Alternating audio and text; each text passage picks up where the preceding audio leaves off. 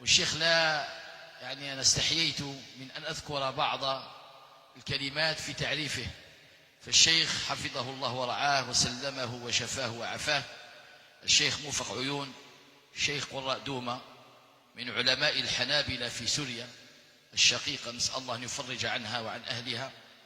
والشيخ كما يعلم الجميع هو من أعلى الأسانيد في القراءات في العالم الإسلامي كله، وأيضا له عدة مؤلفات، وله كذلك طلاب كثر، يعني درس المئات من الطلبة حتى من الجزائر. هناك أساتذة وشيوخ جامعين لقراءة العشر موجودون معنا هنا وتعذر عليهم الحضور، وقد كانوا من المشرفين على مسابقة الريان، كانوا يعني أعضاء لجنة التحكيم، وهم من الجامعين للقراءات العشر، قد درسوا عند الشيخ ويبلغونه السلام.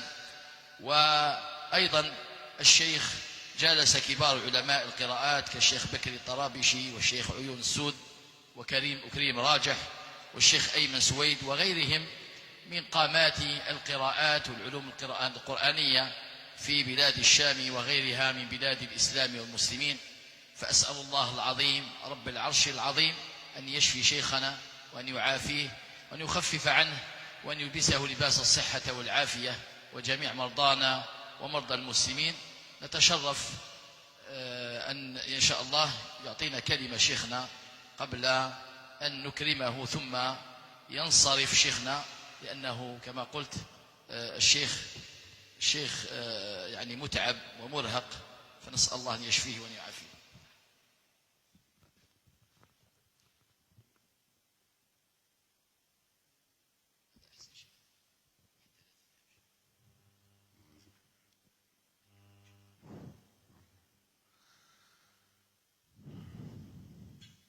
السلام عليكم ورحمة الله وبركاته. أيها الحفل الكريم، أسأل الله تعالى أن يسدد خطاكم وأن يجزيكم خير الجزاء على أن شاركتمونا في هذا المجلس الكريم بمعية الشيخ نور الدين والشيخ عبد الكريم الخوني، وبمعيتكم جميعا. الحمد لله. نسأل الله تعالى أن يجعلنا جميعا من أهل القرآن، وأن يتوب علينا وأن يغفر زلاتنا، إنه سميع قريب. ورحم الله أئمة القراء العشرة والذين سبقونا إلى رحمة الله، ومنهم الإمام الشاطبي رحمه الله إذ يقول: جزى الله بالخيرات عنا أئمة نقلوا القرآن عذبا وسلسلة، فمنهم بدور 7 قد توسطت سماء العلا والعدل زهرا وكملا، لها شوب عنها استنارت فنورت سواد الدجى حتى تفرق وانجلى، وسوف تراهم واحدا بعد واحد مع 2 من أصحابهم متقبلا، إلى آخر ما قال. ورحم الله الإمام الجزري الغني عن التعريف، الإمام ابن الجزري الذي صاحب المتن الطيبة وصاحب الجزرية، وأوصل إلينا العلوم من علوم القرآن ما يعجز عنه غيره، والحمد لله رب العالمين.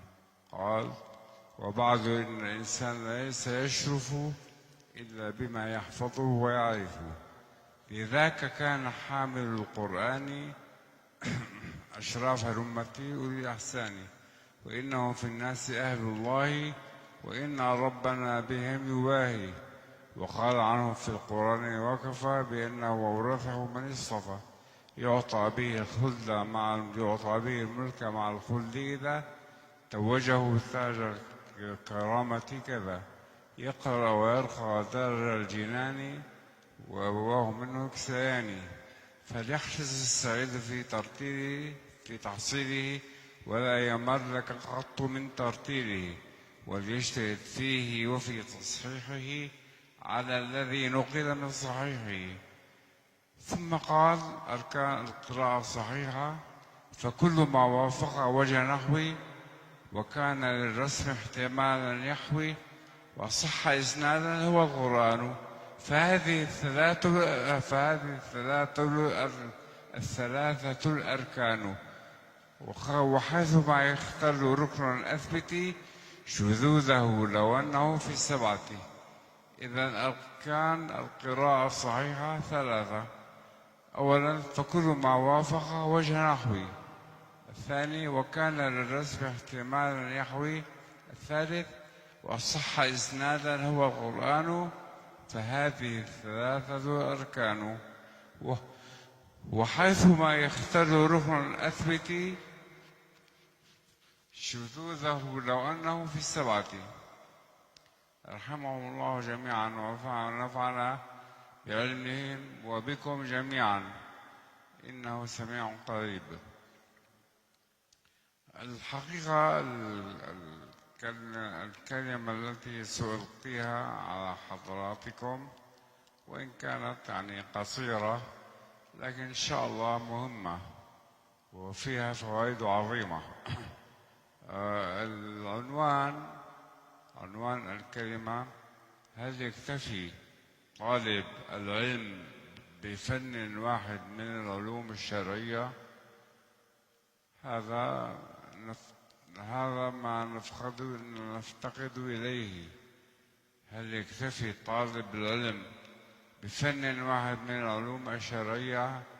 الحقيقة لا يكتفى بذلك، بل عليه أن يأخذ من كل فن عظمه كما سنذكر الآن. فنسأل الله تعالى أن يعلمنا ما ينفعنا، وأن ينفعنا بما علمنا، وأن يزيدنا علما كما قال ابن مسعود رضي الله عنه. والآن الحقيقة الكلمة هي اختصرت منها كثيرا، وإلا هي طويلة ومفيدة. الحقيقة كلها ما ترجع إلى كتب العلم وإلى عدة الكتب الشرعية كالمجموع للإمام النووي والفوائد المشوق لعلوم القرآن إلى غيرها من الكتب. نبدأ الآن بالكلمة. يقول سبحانه وتعالى: وقل رب زدني علما. ويقول النبي صلى الله عليه وسلم: من همان لا يشبعان، طالب علم وطالب دنيا. هؤلاء عندهم نهمة، أي شراهة وكثرة لطلب العلم وطلب الدنيا. طالب العلم لا يشبع من العلم أبدا، وطالب الدنيا كذلك، وشتان ما بين هذا وهذا. وسئل الإمام أبو عمرو البصري رحمه الله، ومن القراء السبعة المشهورين، سئل يوما: حتى متى يحسن بالمرء أن يتعلم؟ قال: ما دامت الحياة تحسن به. ما دامت الحياة تحسن به. هذا ذكره في فقه اللغة للإمام الثعالبي. وروى صالح بن الإمام أحمد رحمه الله، طبعا الإمام أحمد بن حنبل رحمه الله، قال: رأى رجل مع أبي محبرة. هكذا يقول صالح بن الإمام أحمد: رأى رجل مع أبي محبرة فقال له: يا أبا عبد الله، أنت قد بلغت هذا المبلغ وأنت إمام المسلمين، كيف أنت تتصف بهذا؟ كيف تحمل هذه المحبرة؟ فقال، أجابه: من المحبرة إلى المقبرة، من المحبرة إلى المقبرة حتى الموت. هكذا يكون طالب العلم، دائما يتعلم، يطلب العلم إلى أن يموت. لا ينقطع طلب العلم أبدا. لقد كان السلف الصالح رحمه الله آخذون من كل فن من العلوم الشرعية أجمعها ما استطاعوا إلى ذلك سبيلا، فترى أحدهم يجمع بين الفقه والتفسير والأصول والعربية والقراءات وغيرها من الفنون، بحيث لو سئل عن واحد منها لظن أنه لا يعلم غيره، كما وقع ذلك للإمام أحمد تقي الدين ابن تيمية طبعا رحمه الله، حيث ذكر في ترجمته قول أحدهم: مع علمنا بأنه أحاط به هذا الإمام العظيم، مع علمنا بما أحاط به هذا الإمام العظيم بالعلوم النقلية والعشرية والعقلية ما لم يتحصل لغيره من الأئمة. أما الآن ضعفت الهمم وقل الطلب، وزهد الناس في كثير من العلوم الشرعية حتى في المهمة منها كإتقان تلاوة القرآن. والحمد لله رب العالمين أن سمعنا الآن قارئين تلاوتهما جيدة الحمد لله، وهذا ما نظنه فيكم، أن تتابعون القرآن وتعطونه حقه. الذين آتيناهم الكتاب يتلونه حق تلاوته، فهذا من حق التلاوة. إذن كإتقان تلاوة القرآن وما لا بد منه من الفقه والحديث وغيرها من العلوم الشرعية التي هي فرض عين على كل مسلم. وكان سلفنا الصالح يزاحم مزاحمة شديدة ويشمر عن ساعة الجد والاجتهاد للجلوس بين يدي العلماء وينهل من معينهم الصافي شتى العلوم.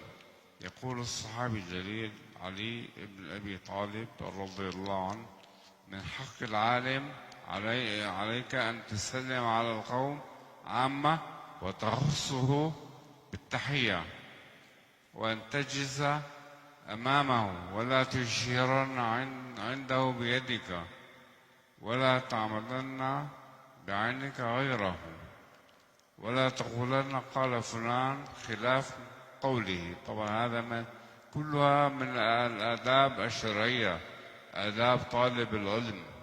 ولا تغتابن عنده أحدا، ولا تسار في مجلسه، أي من كلام السر،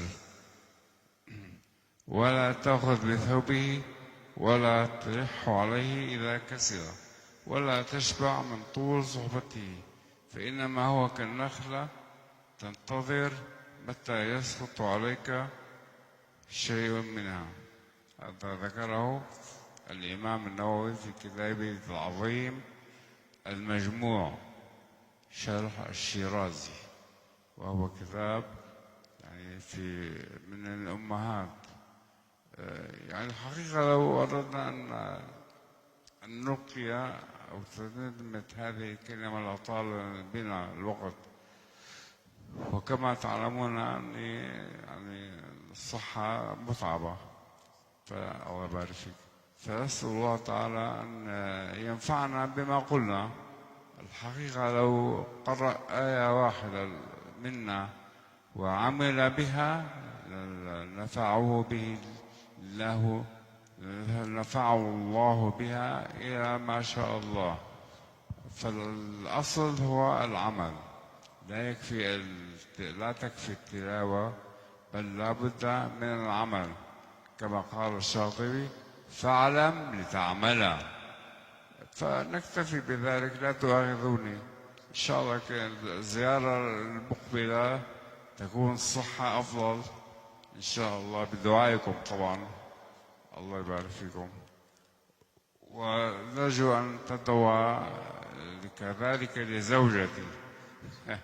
الحقيقة الزوجة تقوم بعمل الله أعلم به، بالنسبة للقراءة والتهيؤ المكان وما إلى ذلك. وكذلك دعاؤكم للأولاد ولجميع المسلمين، وأيضا دعاؤكم لنا بالفرج للعودة إلى سوريا، إنه سميع قريب. جزاكم الله خيرا والحمد لله رب العالمين.